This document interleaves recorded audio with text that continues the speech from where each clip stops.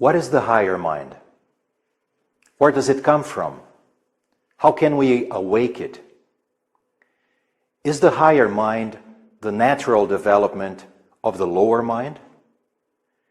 Can we reach this higher mind, this higher self, through the development of our lower self?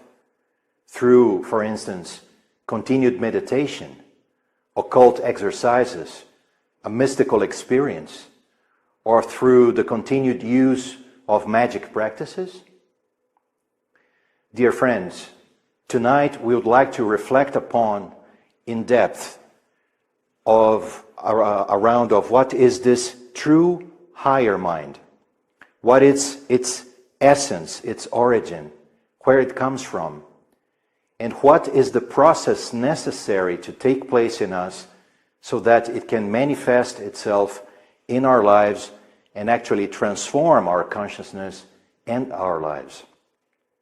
But before we move on, we must get rid of one of the biggest delusions in the path of someone that is actually seeking for this higher mind, for this higher self, as a possibility within himself or herself. And to do that, we would like to use a very famous thought from Helena Blavatsky that is written in one of her most famous books called The Voice of the Silence. This thought says, "The mind is the great slayer of the real. Let the disciple slay the slayer. The mind, the lower mind, is the slayer of the real." So our first task is actually to overcome our lower mind, our lower self, so that the path to the true self, to the true being, to the higher mind can open up in front of us. Well, a path between the lower mind and the higher mind. We could compare this path with a bridge made of 4 main pillars and 3 main connections. This bridge that must be built with our own being is indicated eloquently in the universal teachings of many cultures and many different places. We would like to utilize some of those images to illustrate what we are trying to talk about. Well, we have spoken about a bridge between the lower mind and the higher mind. And this bridge, as we have just mentioned, is made of 4 distinct states of consciousness, 4 different states of mind or different states of self.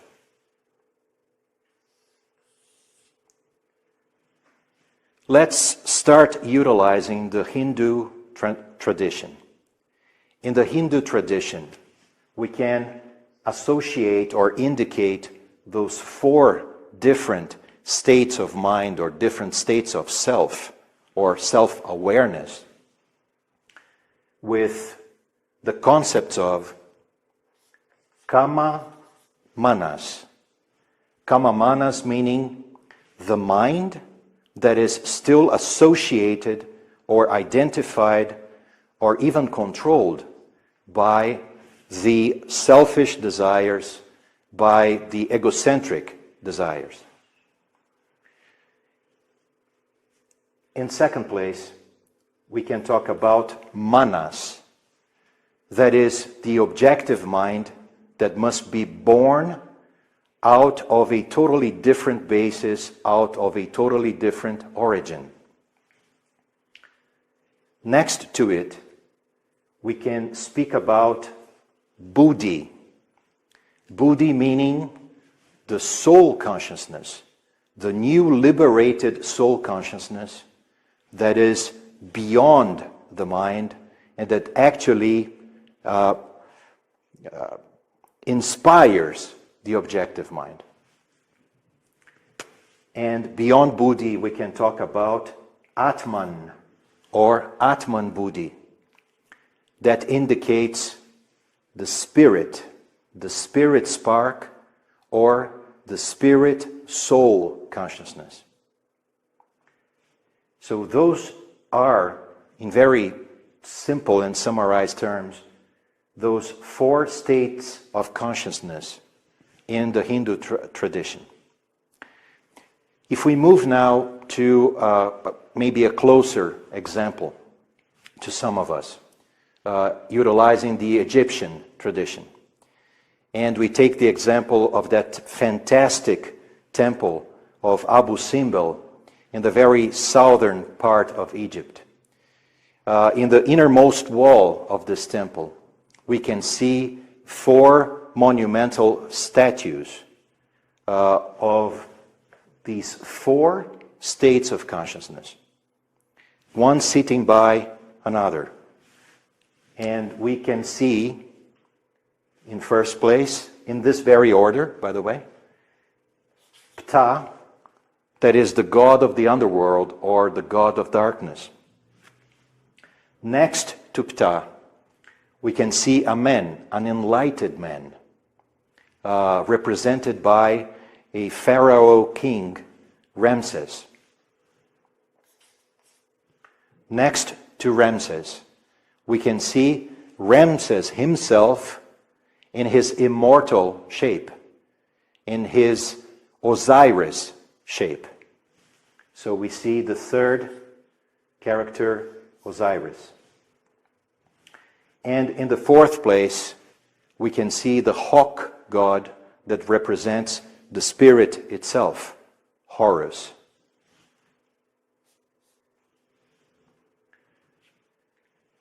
If we come even closer to our Western traditions now, and we utilize the gospel or the Christian tradition, we can see those 4 states of consciousness represented by the very famous gospel characters of Herod, the powerful king in Jerusalem at the time when Jesus was born, with obviously all the associated state of consciousness and reactions of this character, as we certainly must know.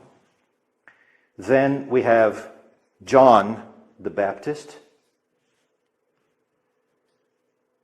Then we have Jesus, or Jesus the Lord, as it is mentioned in the Gospel. And after the sacrifice and the transformation of Jesus, we see the appearance of Christ. In the modern Rosy Cross, in the symbol of the modern Rosy Cross, we could see those 4 different states of consciousness represented by or associated with the 4 different main aspects of the symbol of the school. We can see the point, we can see the triangle, we can see the square, and finally, the circle. Well, this, let's say, is the first aspect of this bridge. But in this bridge, we only have the pillars. We only have, let's say, the comparison or the contrast of very different states of consciousness, coming from the lower mind to the higher mind, from the lower self to the higher self. And as we said before, the universal teaching or the message of the spiritual schools of all times, they teach us that it is not through the development of the lower ego, the self-identified ego, and the egocentric patterns that we carry, that we are going to achieve this new, superior, liberated state of life. So, this is very important for us to understand that there is a stark difference between this initial state of life, that is our state of life as egocentric human beings, and the fully liberated new state of life. And it would be a major delusion to try to utilize the slayer of the real to achieve the real. So what do we need to understand? We need to understand, we need to recognize, we must accept that it's not through the training of the lower mind or through an attempt to transform the pure darkness of our being or the egocentric consciousness into a liberated spiritual being. We must go through a totally different process. It is not through training. It is not through exercises. It is not through forcing ourselves into it. Actually, it is compared to a turnaround. It is a self-revolution. It is an inner revolution. A revolution that is threefold, because it is made of three consecutive processes, inner processes, that must take place in us, and we must become this bridge. Our being must be transformed into the raw materials of the connections that must take place between these four pillars. So that's why the universal teaching also speaks about these three fundamental processes.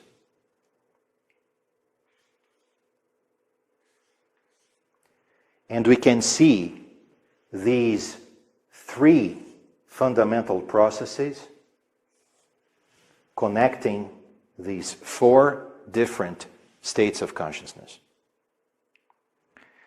In the ancient traditions of the past, for instance, in Egypt, but even in India or in China, we hear about the metamorphosis of the caterpillar, the cocoon, and the butterfly. We also hear about, in the Christian tradition, in the writings of Paul, for example, of these three processes indicated as faith, hope, and love. In the classic alchemy, we recognize those classic three processes by the names of nigredo, albedo, and rubedo.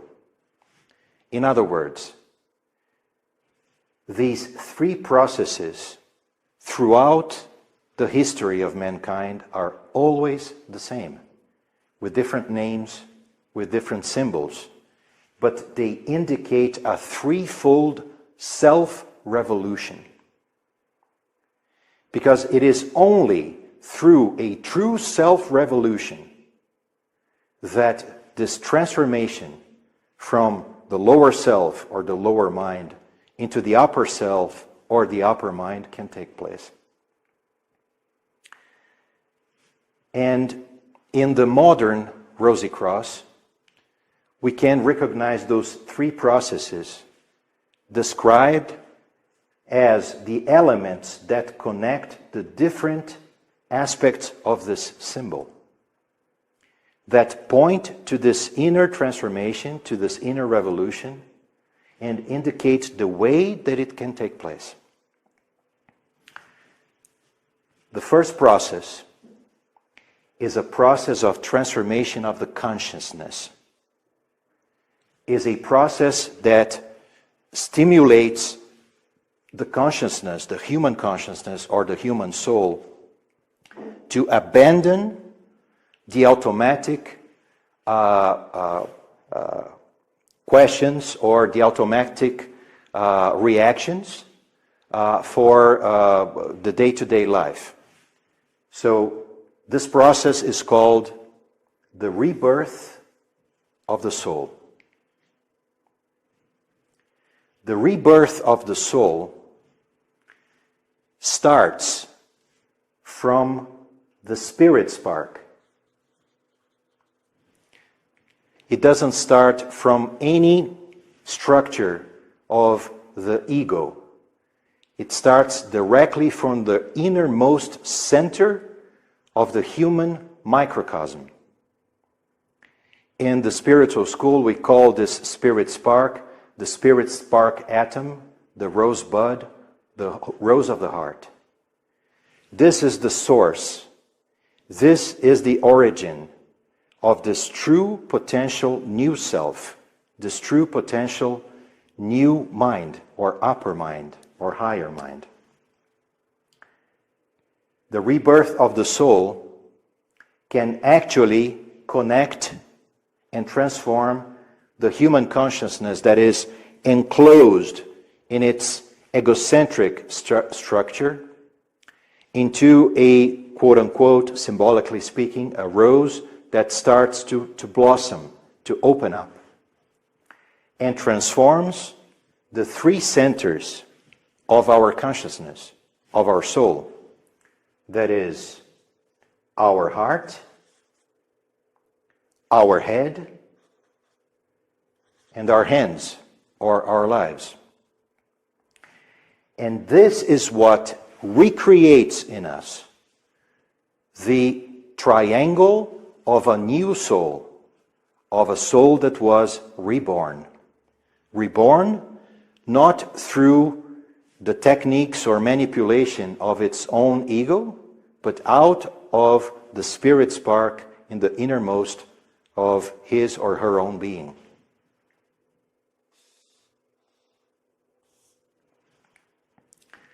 The second process, the spiritual school describes as the unification, the unity that is produced between this reborn consciousness and the universal power that we call spirit. This power that when enters again into the organic structure of the human consciousness, unfolds, subdivides itself into the 7 centers of the human consciousness. Or, for example, the 7 energetic centers of our astral body, our chakras, for example. And that's why we call this the 7-fold spirit. The power of the universe, the universal original power that when gets in contact with a transformed human consciousness, unfolds and gradually transforms the overall structure of this consciousness and unifies again the human aspect of the consciousness with the original source of the universe, the inspiration force of the universe that we call spirit. So we are going to indicate this as the unification with the spirit.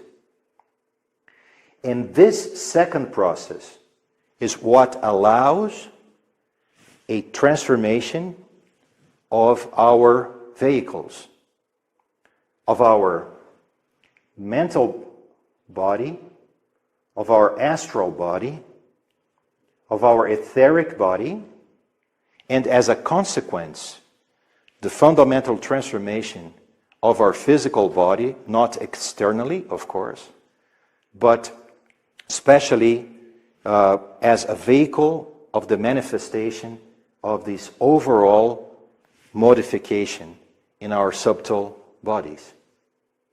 So here comes the square.